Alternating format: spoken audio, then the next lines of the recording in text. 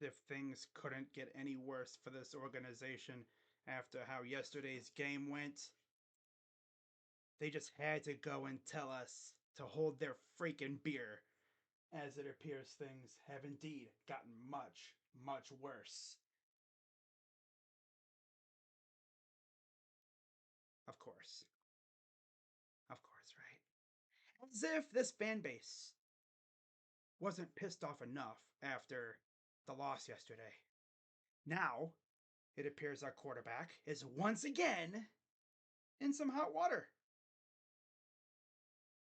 This would be an interesting thing to follow, and we'll see what the Browns do. Because I bet you, if Deshaun is suspended again, I would not be shocked if the Browns tried to get out of his contract. Because I'll tell you this, he ain't worth it right now. What has he done that makes him worth all that money? He ain't done a damn thing. When we traded for Deshaun, we were hoping that we were getting the Deshaun Watson that balled the hell out in Houston. And so far, we got, what do you even call this? Emu Deshaun Watson? Deshaun Fraudson?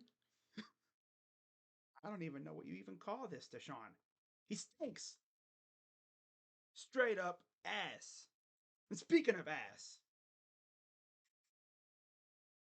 read this tweet, man. Read this article. I'm not going to talk about it in here. But yeah, safe to say that when he was in Houston, my dude was a straight up horn dog. That's all I'm going to say. Because this organization is just so good with timing, shortly after that news broke, this news broke. Yeah, good going, Browns, right? Trying to put water on an electrical fire. Good job. As Ian Rappaport tweeted out, and I quote, sources, former Chiefs wide receiver Kadarius Toney is signing with the Browns, giving Cleveland another playmaker. He also visited the Seahawks and had others lined up. But for long and short term, Toney lands in Cleveland. Now, remember, we did lose David Njoku yesterday. I heard it was an ankle sprain, high ankle sprain, I believe it is. So he'll be out for a little while. So yeah, let's bring in a receiver who's notorious for dropping passes and derping around. Awesome. Did I forget to mention? No, I did not mention. He's a rapper. Of course. He's a rapper. Yeah, this is gonna backfire 100%. And for those wondering, also from Ian Rappaport on Twitter, and I quote, Kadarius Toney will start on the practice squad to work his way back and ease in. With his salary guaranteed this year anyway, this wasn't a financial decision. How much you want to bet he's going to be catching passes from Jameis Winston? That's what people are saying on X right now, or Twitter. I feel like he'll be catching passes from Deshaun, but man, dude, that whole Deshaun Watson thing is just, it's getting old. It really is, right? I was excited when I heard that we had acquired him, and then the whole lawsuit begins thing started, and yeah, it's real quick. And he hasn't made himself worth the contract either. As if giving up all those picks and stuff was freaking backed up like an army of brings trucks to his front door. I swear, man, if Jimmy Haslam was the reason why he got that extension, not Andrew Berry, if Jimmy pushed for the extension, it's just a straight up nut.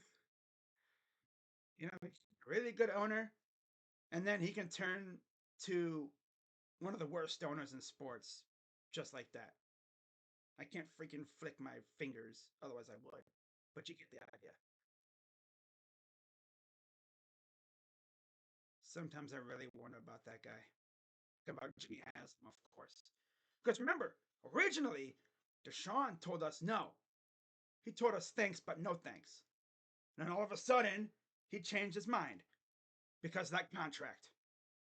And I bet you Jimmy Haslam was the one that pushed for that extension contract.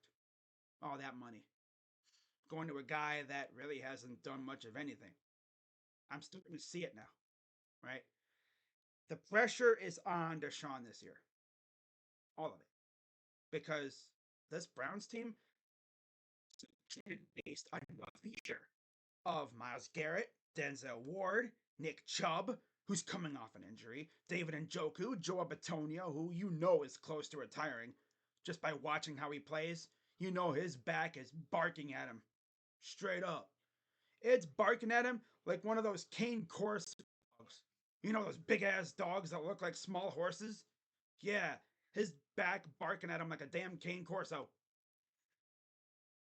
You know his days are numbered in the league. He's been here the longest of anybody, I'm pretty sure, too.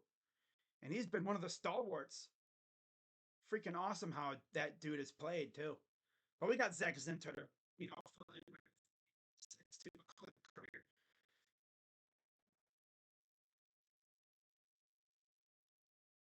Joel.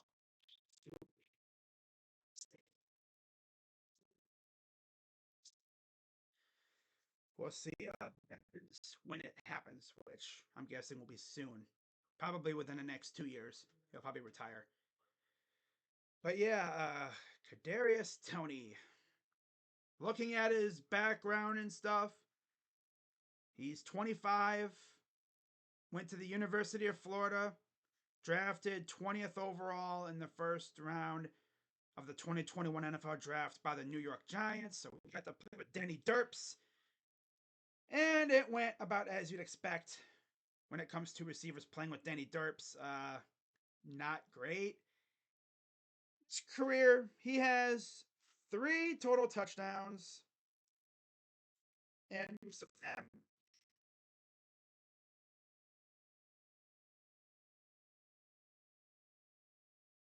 in fact, I think they all came with Kansas City. Yeah, they did. Yep. He didn't do crap in New York with Danny Derps. He goes to play with Patrick Mahomes, and look at that. He does good, and he wins a Super Bowl. Of course. Yes, he did.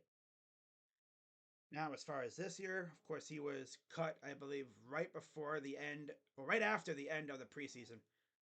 And when the Chiefs cut him, he was just joking around saying, watch us sign him.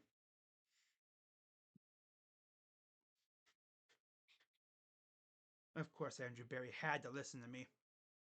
Andrew Berry probably watched my, probably listened or something. Because I probably said it during a stream. And he was probably, lurking. And it's like, you know what? It's not a bad idea. Of course, this is another Andrew Berry reclamation project. He loves those.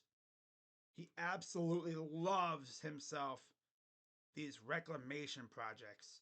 Guys who haven't been that good, they've busted out with their old team, and then he brings them here trying to rejuvenate their career.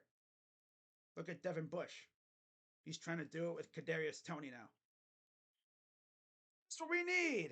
Another receiver who's unreliable when it comes to catching passes. Awesome. I'm sure they'll try him in the return game until Naheem Hines comes back. Because Naheem Hines will be our return man when he comes back. That's why they signed him.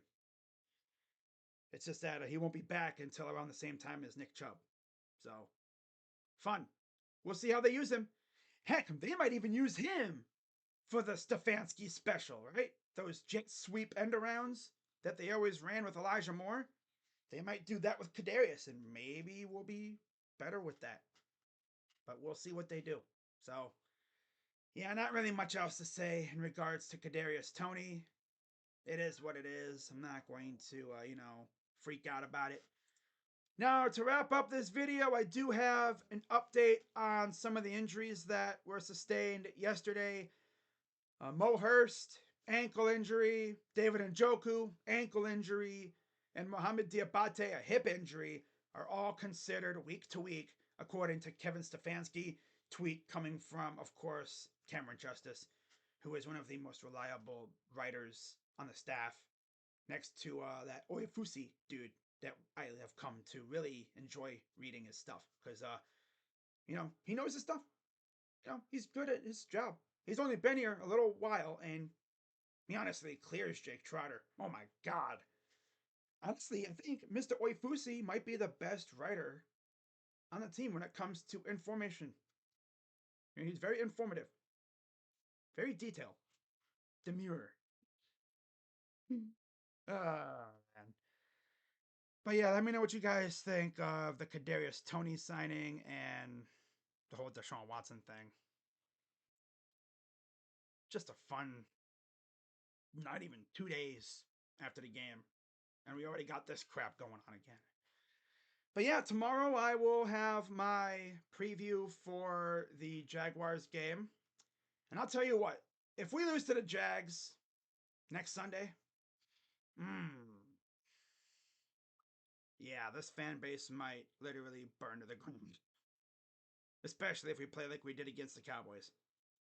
For sure. So that's all I got for this one. Be sure to hit the like button, subscribe, hit the bell, and I'll see you guys later. Go Browns.